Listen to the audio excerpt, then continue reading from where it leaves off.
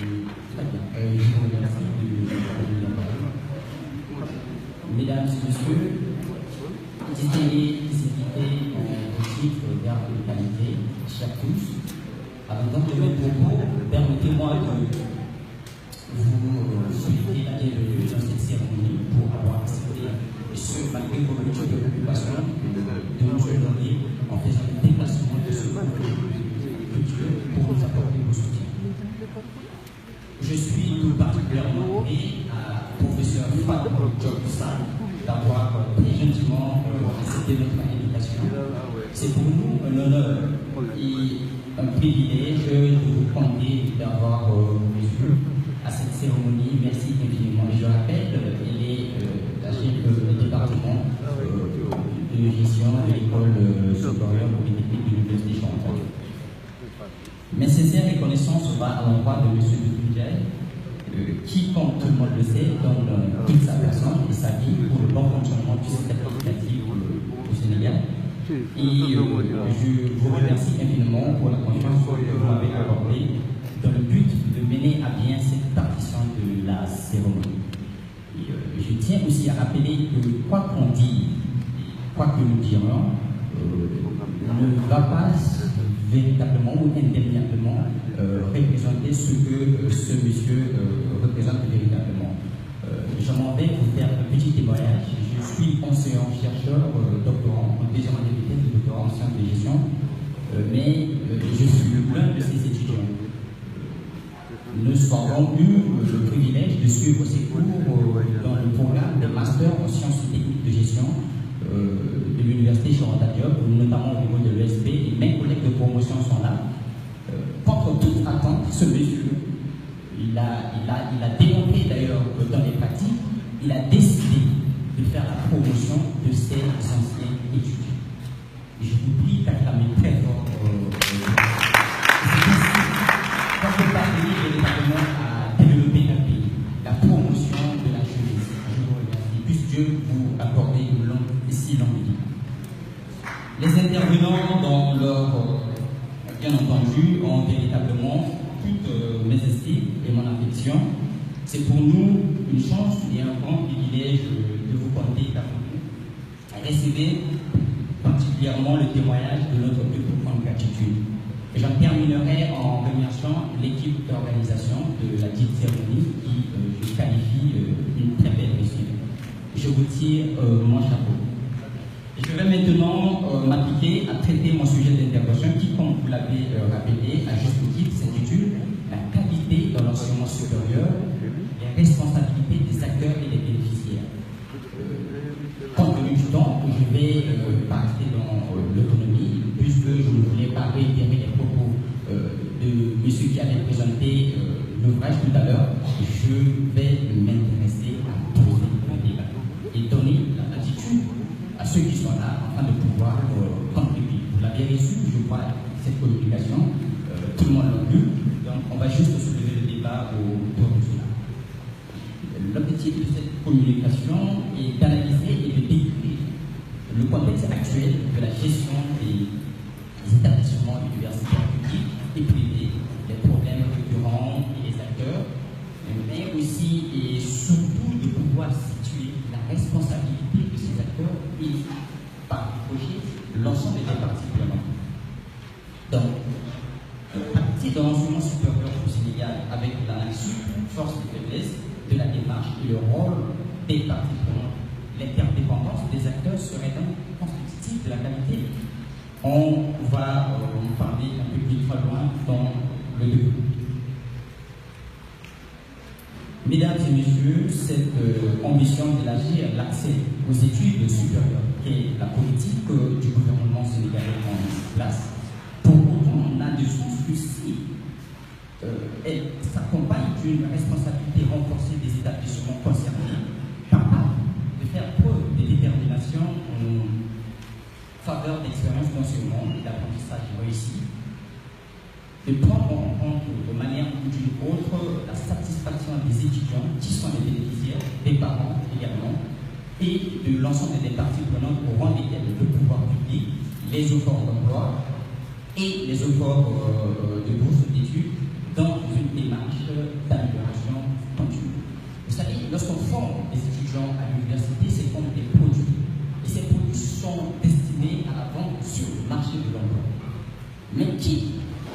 aimerait vendre un produit de mauvaise qualité? Cette question je la pose avec appui. Le problème récurrent de l'enseignement supérieur et le rôle des acteurs bénéficiaires pour promouvoir la qualité de l'enseignement supérieur au Sénégal, ce que nous nommons massification région, à nommer démocratisation, parce que les inégalités n'ont pas disparu. Elles sont toujours là. Elles se sont déplacées et diversifiées dans toutes les couches de la société, traduit pourtant un changement d'échelle tout à fait inédit. Et dont un certain nombre d'auteurs estiment que les universitaires ont à ce jour insuffisamment pris la mesure. Et si les universitaires n'ont pas suffisamment pris la mesure, il va falloir que nous, au niveau de la société, c'est-à-dire les forces vives de la nation, nous puissions prendre notre responsabilité. Parce que c'est une question nationale, et donc les problématiques de la société concernent tout le monde. Femmes, les hommes, les enfants, mais aussi la jeunesse.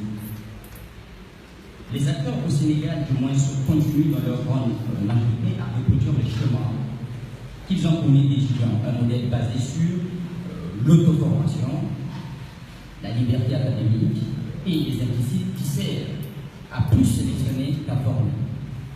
Quel drame.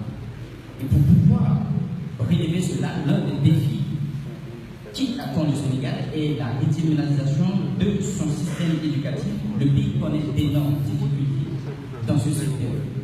Et j'en veux pour preuve la difficile question de réforme de l'enseignement supérieur public sénégalais. Lorsqu'on parle de la responsabilité des acteurs, il va falloir poser un certain nombre de questions. Cette responsabilité se situe où? À quel niveau? Et qui sont ces acteurs? Ces acteurs sont notamment ceux qui sont à la manée, c'est-à-dire les universitaires, mais aussi le pouvoir public, le gouvernement, les politiques. Mais si ces acteurs doivent intervenir, ou ces bénéficiaires doivent intervenir, comment? Par quels moyens? Pour pouvoir relever le défi ensemble. Et nous estimons, et je suppose avec l'offrande de M. Boulet, promouvoir la qualité de l'enseignement supérieur, je paraphrase, apporte une modeste contribution pour permettre aux bénéficiaires et acteurs d'une réflexion, de disposer d'une réflexion certes empirique, par cas reposée essentiellement sur un vécu et des témoignages, mais tendant à leur permettre d'apprécier la pertinence d'une démarche de qualité et de recadrer s'il y a l'auteur. Donc nous, moi particulièrement, je suppose que pour promouvoir la qualité dans l'enseignement supérieur, les établissements d'enseignement, que ce soit privés ou publics, au Sénégal, sont amenés à chercher des équilibres à trois niveaux. D'abord au niveau des institutions, les contrats, les relations qui lient les institutions, l'État et les différents établissements d'enseignement au Sénégal, que ce soit public ou privé, les formations et les acteurs, notamment les universitaires, et le contenu des programmes au sein de nos universités, et la relation entre enseignants et étudiants. Ça doit être une relation de confiance. Il nous a témoigné lorsque nous avons eu le privilège de suivre ses cours dans le programme de développement organisationnel et professionnel. Ça doit d'abord être une relation de confiance, et même au niveau des universités, ceux qui sont revenus comme enseignants, que ce soit vacataires ou titulaires, pour quel profil et comment ces enseignants ont été recrutés. Donc je pense que la démarche qualité doit commencer d'abord par ceux qui enseignent à l'université. Est-ce qu'ils ont le profil réellement? Est-ce qu'ils ont le profil? Est-ce qu'ils ont fait preuve des tâches, des responsabilités qui leur sont assignées? Parce que pour pouvoir promouvoir la qualité de l'enseignement supérieur, il va falloir faire preuve de la passion. Il faut être passionné de ce qu'on fait et il faut avoir le goût du travail digne. Moi, il m'a enseigné. Et lorsque je suis devenu enseignant-chercheur, vacataire au niveau du département de gestion de l'ESP, je lui ai fait part de cela. Il m'a dit qu'il savait. Et je continue toujours par respect de l'appeler professeur de Bunzek. Il m'a refusé catégoriquement de l'appeler professeur, mais plutôt collègue. Au début, je n'avais pas saisi la quintessence du message qu'il voulait me faire passer. J'étais un peu choqué, mais après, j'ai cru comprendre qu'il continue non seulement dans les amphithéâtres, les salles de cours, mais même au dehors, dans la société, de pouvoir mettre en pratique ses acquis et ses savoirs. Lorsqu'il m'a désigné l'orateur principal de cette cérémonie, pour moi c'était un honneur, mais je n'ai pas, jusqu'à l'instant où je vous parle, mesuré l'importance, ou bien, je dirais, je suis sous le choc depuis tout ce temps avec ces témoignages, ces éloges, et pour moi c'est une opportunité qu'il m'offre pour pouvoir miser de l'avant, et je pense que ce Dieu pourra vous rendre sentir de ce que vous continuez de faire pour vos pères et pour la société. Donc je termine même propos en disant ceci. Les acteurs au niveau de l'université, mais aussi en dehors de l'université, doivent convoquer avec leurs partenaires externes parce qu'il y a des difficultés, il faut le reconnaître, même la NACSUP rencontre des difficultés. Quand bien même que l'État a des moyens, ou bien ont des moyens à leur disposition. Mais pour pouvoir y parvenir, il va falloir définir des stratégies adaptées, mais aussi la culture, parce que c'est une question de contexte. On ne peut pas faire du copier-coller. Il va falloir analyser véritablement la société en profondeur pour savoir comment on peut s'allier, pas un alliement systématique, mais plutôt un alliement systémique pour pouvoir véritablement élever le défi et maintenir le cap dans la durée. Et enfin, de pouvoir développer une culture de l'auto-évaluation, il va falloir que l'étudiant aussi s'évalue, mais l'enseignant aussi s'évalue. On ne va pas rester bras croisés et attendre à ce que la NACSUP ou les acteurs viennent nous auditer. Mais nous aussi, nous devons être conscients et prendre conscience de cela afin de pouvoir contribuer véritablement à cela. Donc, pour moi, je pense que c'est une question de conscience individuelle. Si on a le sens du patriotisme, on n'a pas besoin qu'on nous demande quoi que ce soit pour pouvoir s'engager dans une lutte acharnée pour le développement de notre pays, si nous sommes véritablement. Donc, sans doute pourrait-on également considérer que le rôle des bénéficiaires qui sont sans doute les étudiants, si l'apprentissage résulte d'une coproduction entre enseignants et enseignés, et c'est ce que je faisais d'ailleurs quand je suis enseignant. Lorsque l'enseignant vient avec ses connaissances, je ne le vois pas comme quelqu'un qui connaît tout, mais quelqu'un qui a une base, quelqu'un qui a un potentiel afin de pouvoir venir le transmettre, mais il a des limites, et c'est ce que Simon appelle